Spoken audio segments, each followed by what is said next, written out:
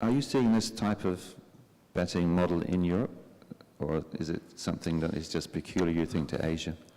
No, I would say this is for the Asian market. In Europe, with the regulations happening, you don't really need it.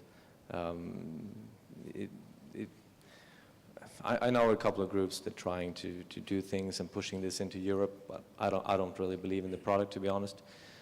And just live video stream. Exactly, it's not needed, basically. And but it's also coming more and more here in Asia and also in Europe, where you can combine maybe all three things. You can combine the land-based casino with the proxy with internet, and then you can get a proper full-scale product. And there are restrictions, limitations. We're not going to see that happening in Macau, that's for sure. But in many other countries, we'll see this happening, definitely. So, Tony, would you say then that the anonymity, to be anonymous on the other end, is one of the key reasons that you're seeing that players may want to use proxy betting? I think proxy betting is definitely for the people who are inconvenient to come to Macau for a variety of reasons. Maybe government reasons, maybe they're just too busy. Maybe they're just a regular businessman, but they're, now with the visa policy in Macau, you have to, before you apply for re-entry, you have to wait for a few weeks, sometimes a couple of months, depending on where you live.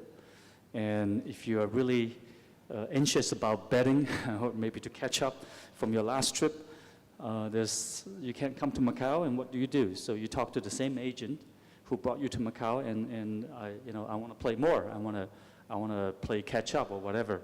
So it's for a lot of various reasons. Anonymity is one reason, but I think others just due to visa restrictions and other restrictions or time. Sometimes they are very busy. Maybe they can only come during the weekend, or on the holidays, but they're busy and they have time in the office, they can play. So, and also proxy betting is just on the telephone, so there's no internet IP address filtering. It is all legal, so there's nothing wrong for them to talk over the phone.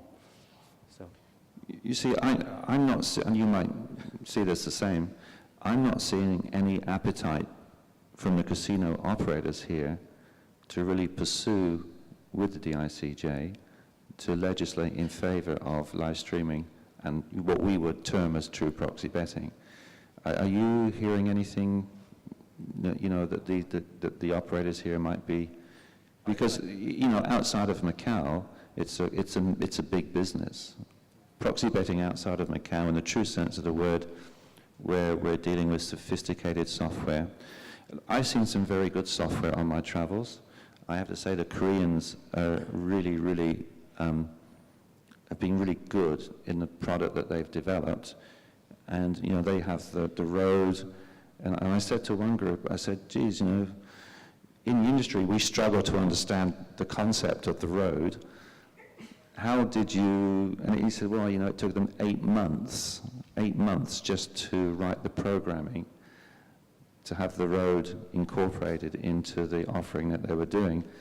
And they'd even gone to the lengths of putting small cameras, miniature cameras, into the armrests of the table, so that when you were actually squeezing the cards, you could actually, if you're the user on the other side of, if you're the guy that sat in your office, you can actually see the cards being squeezed.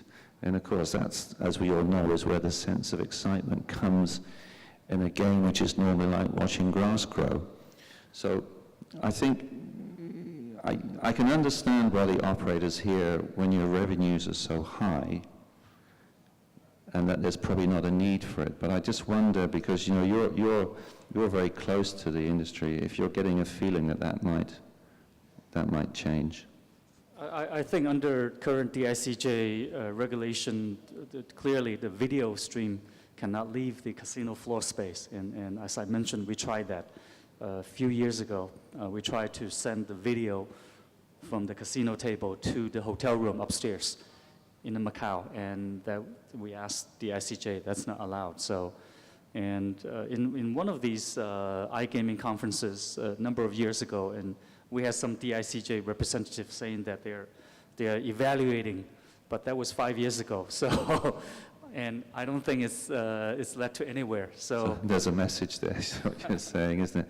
But remote gaming, I don't think that's going anywhere. But I think there's a lot of technology, but legally, as I said earlier, you can talk over the phone, that's legal, proxy tele-betting, but sending any kind of video outside is not allowed currently. I know when you travel around, I mean, in Cambodia, most of the casinos offer live streaming. In Vietnam, the casinos all offer live streaming, and you know it is the preferred method, and it's a growing business. And I think, if I understand rightly, Matthias, that the European software houses have picked up on this, because you know the software in Europe is so sophisticated now. And would it be true to say that a lot of them are looking to come into Asia to bring that level of sophistication to the product? For sure. I mean, live casino, the #1 market is Asia. It's nobody else can say something different. And European live casino providers, they will be interested in trying to bring their software here. It's tricky for any European trying to do that. And you need to do partnerships with strong Asian, you need to have a strong Asian partner, otherwise it's a no-go. And I'm not saying that the technology is better in Europe than is here, but there are a few other features that we can offer that are currently not here.